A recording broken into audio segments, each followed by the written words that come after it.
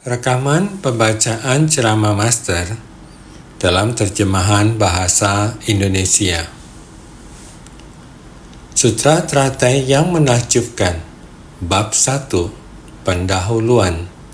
Sinfasyang Sutra Teratai, episode 21. Menampakkan sifat tatata, debu terhapus dan cahaya muncul.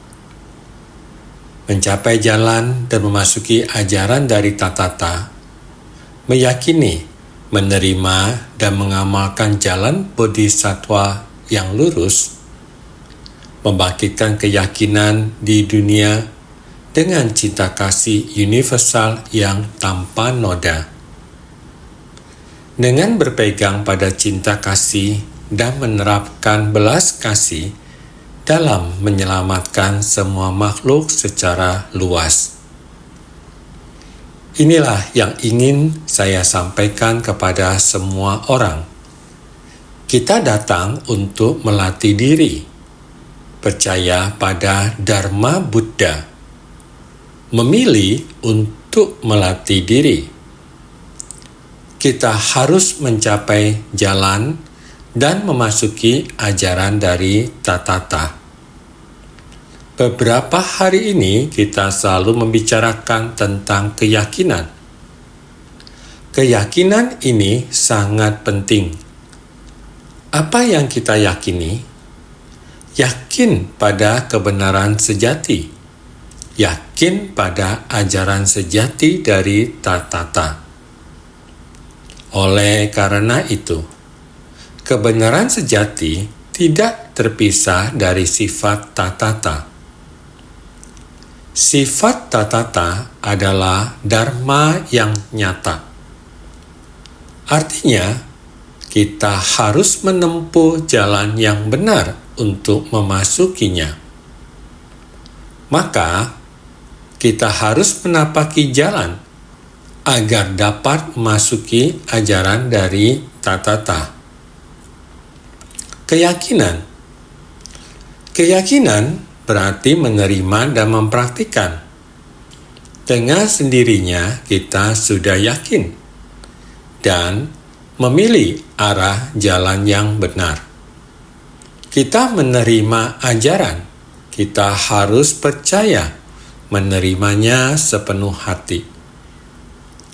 Dengan bimbingan menuju arah yang benar, kita harus mempraktikkannya dengan tindakan nyata. Menapaki jalan bodhisattva. Jalan lurus dan agung menuju kebuddhaan. Selanjutnya, kita harus bersungguh hati membangkitkan keyakinan di dunia.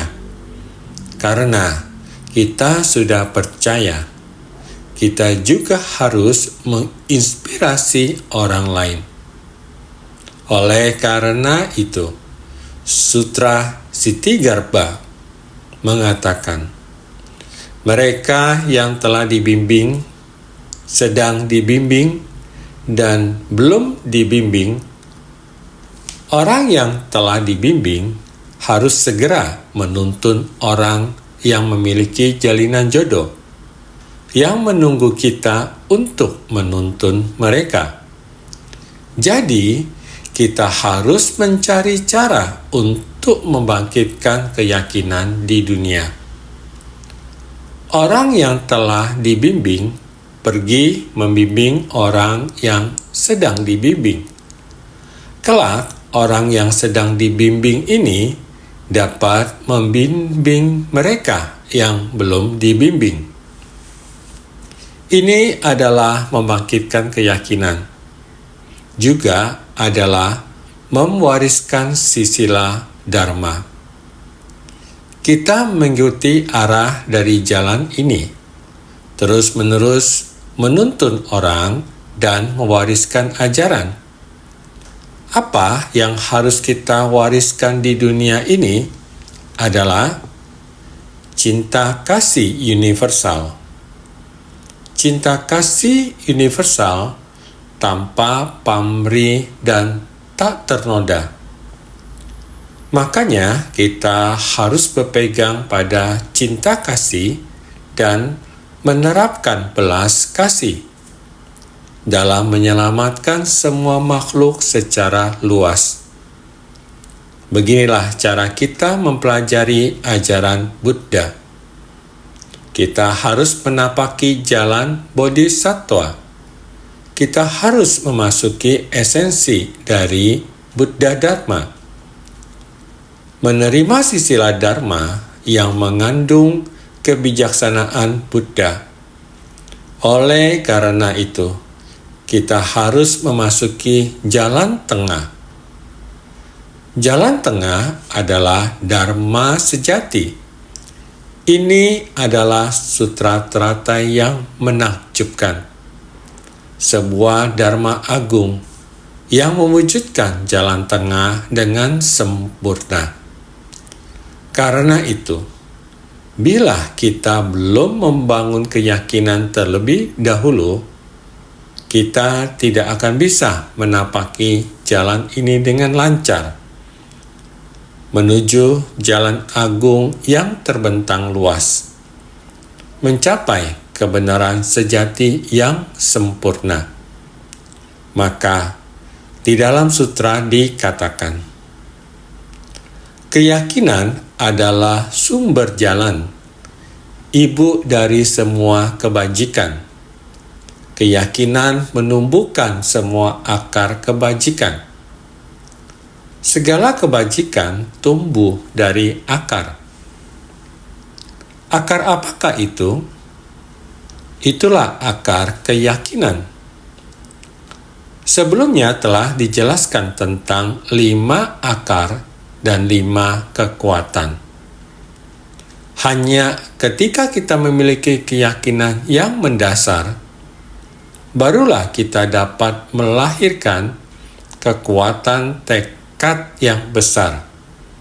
Karena itu, dengan adanya keyakinan dan ikrar, barulah kita mampu mempraktikkan. Maka dari itu, keyakinan kita harus yang benar.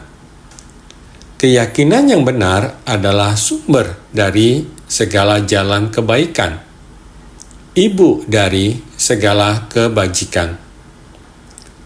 Semua dharma yang benar pun bermula dari keyakinan. Saya sering mengatakan kepada kalian, kebajikan adalah hasil dari pelatihan batin di dalam dan praktik nyata di luar. Ini hanya bisa dilakukan oleh mereka yang memiliki keyakinan. Barulah kita dapat menerima dharma yang benar. Melatih batin secara mendalam dan meneguhkan tekad di dalam hati.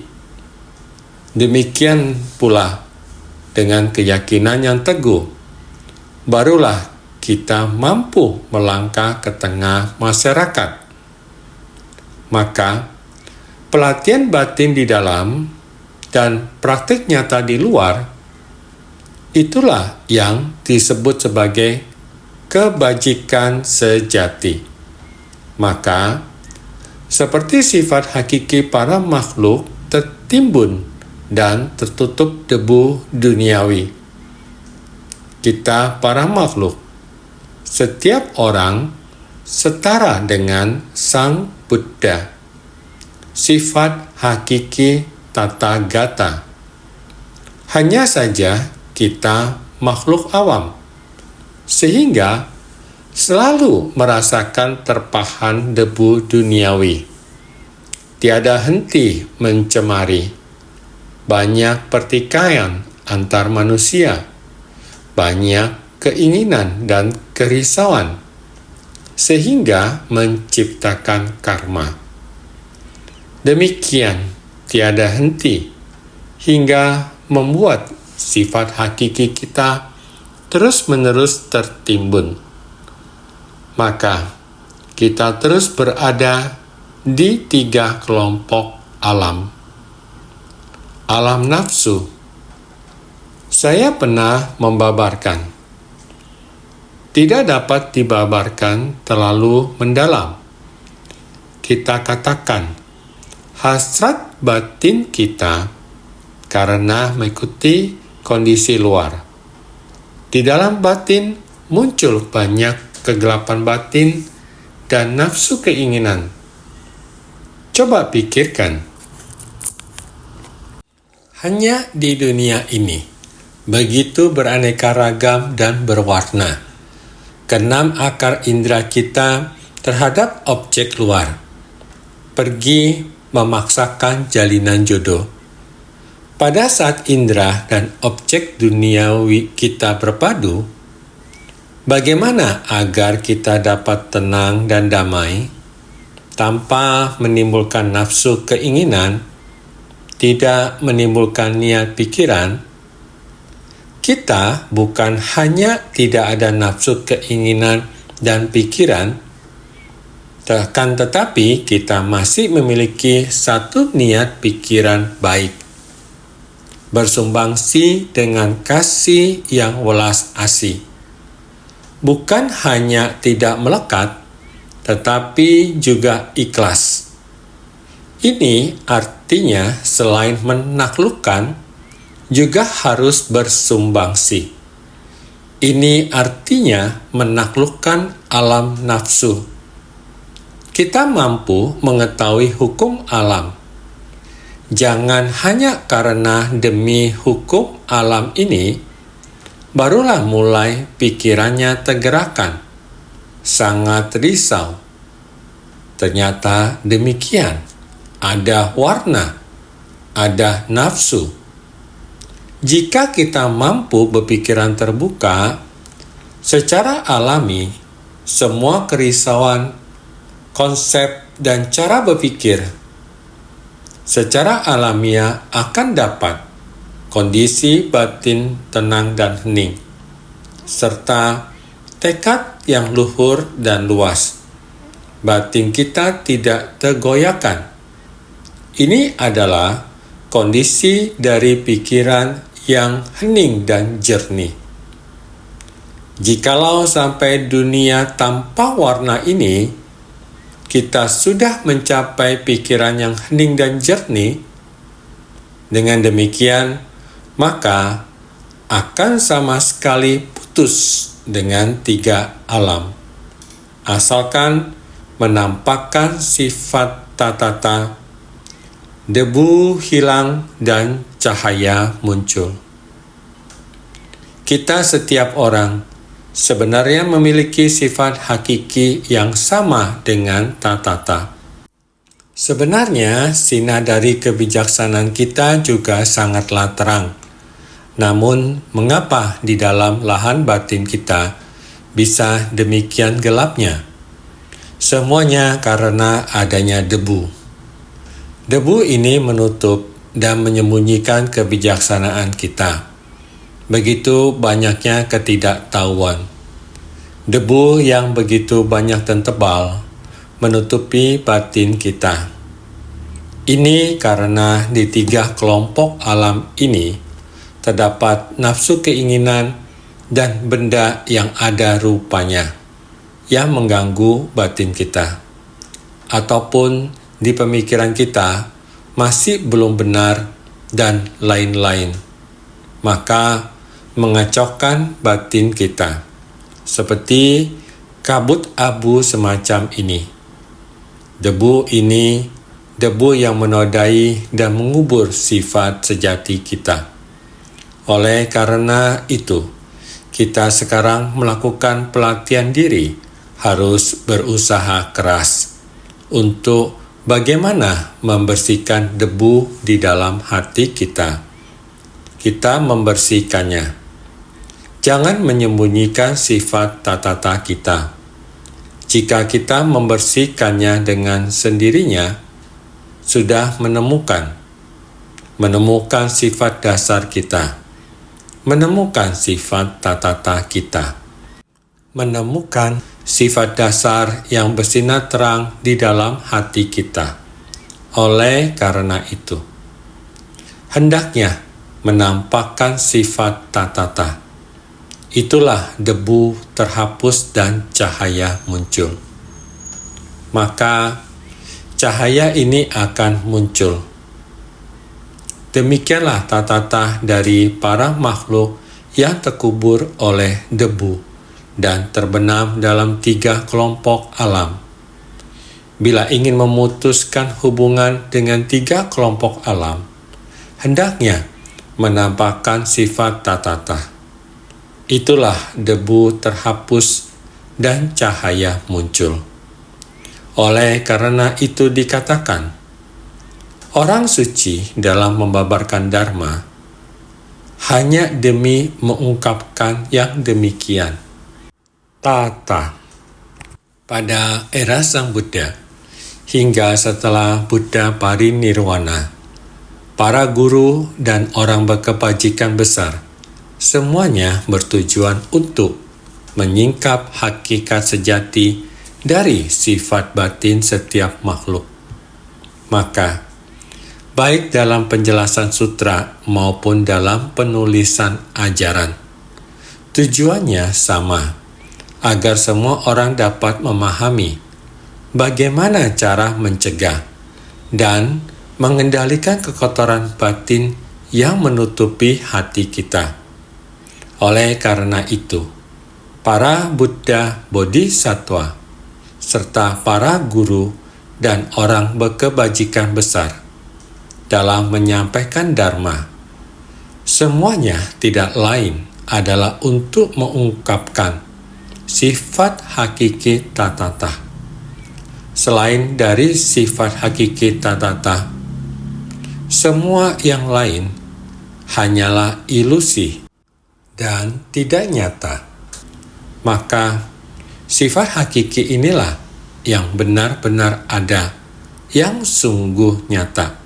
Karena kita percaya pada sifat hakiki tatata, maka disebut demikianlah.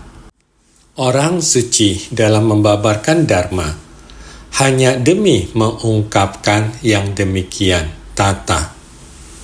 Selain yang demikian, tata, semuanya adalah khayalan, semu. Hanya yang demikian, tata, adalah sejati, makanya disebut demikianlah. Buddha dan para makhluk memiliki sifat hakiki yang sama. Kita sama dengan Buddha, tidak ada perbedaan. Jadi, realitas sejati dari sebab akibat adalah tiada beda dengan demikian, tata. Jika kita benar-benar membina diri, kita dapat kembali ke sifat hakiki tatata. Tatata adalah sebab.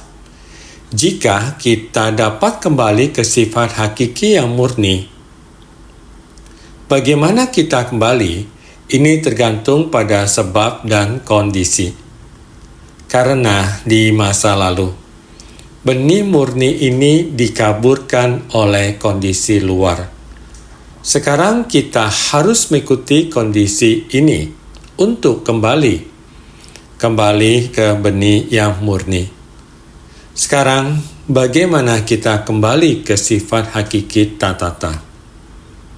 Dengan melenyapkan delusi kerisauan, delusi pandangan dan pemikiran. Delusi pandangan dan pemikiran yang halus ini, jika kita bisa melenyapkan semuanya, maka keserakahan, kemarahan, dan kebodohan akan lenyap.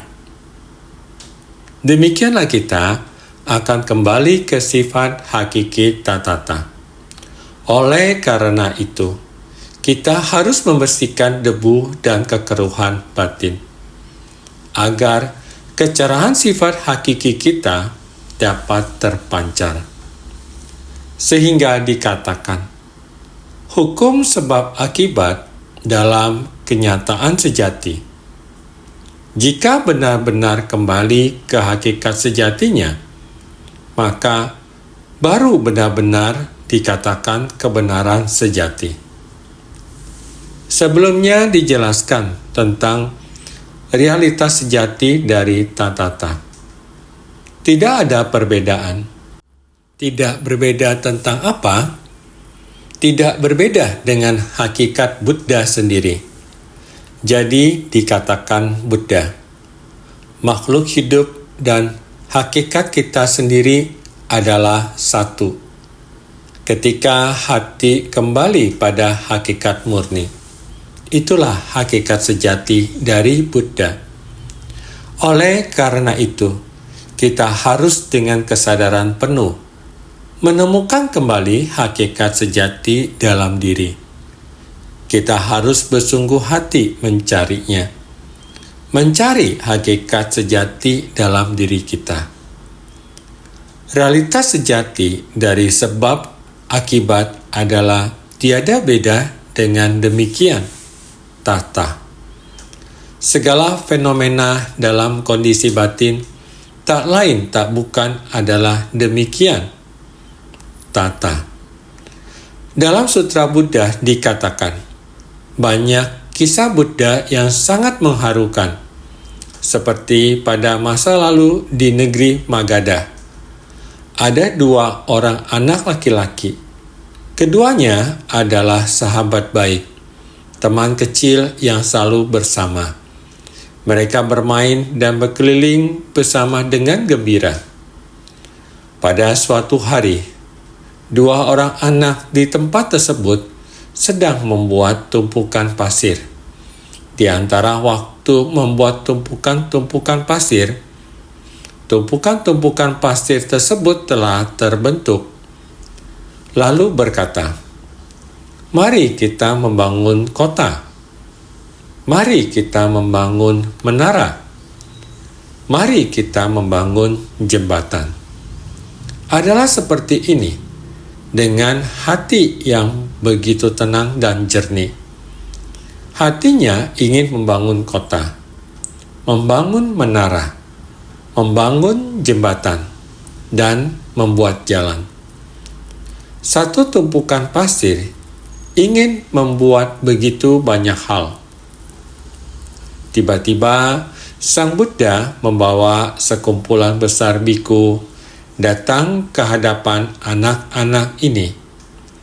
Anak-anak menengahkan kepala untuk melihat. Begitu banyak rombongannya agung. Perawakan Sang Buddha yang begitu agung dan mulia, tanpa bisa dihindari. Muncul hati bersukacita yang sangat tulus. Mengambil segenggam pasir dan melakukan gerakan seperti ini di samping. Dengan secepatnya menggoreng nasi, mie, segera memberikan persembahan kepada Buddha. Menggunakan gerakan seperti itu, segera seperti memasak nasi, mengangkat genggaman pasir itu, dengan sangat hormat memberikan persembahan. Sang Buddha mengulurkan mangkok patah untuk menerimanya. Pada waktu itu, Sang Buddha tersenyum tipis.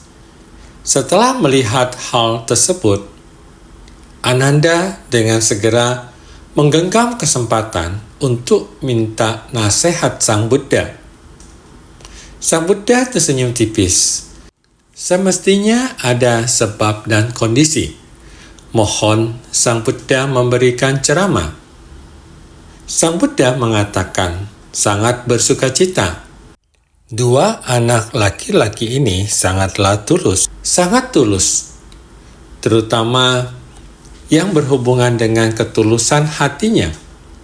Terlebih lagi, ketulusan hati anak ini demikian tulus tanpa pamrih. Harapan yang jernih, yakin pada masa mendatang kerajaan Magadha, negeri ini pada masa mendatang akan muncul seorang raja yang baik dan bermoral. Raja pada masa mendatang ini dapat menunjukkan keberhasilan Dharma Sang Buddha, dapat mendukung Dharma Sang Buddha.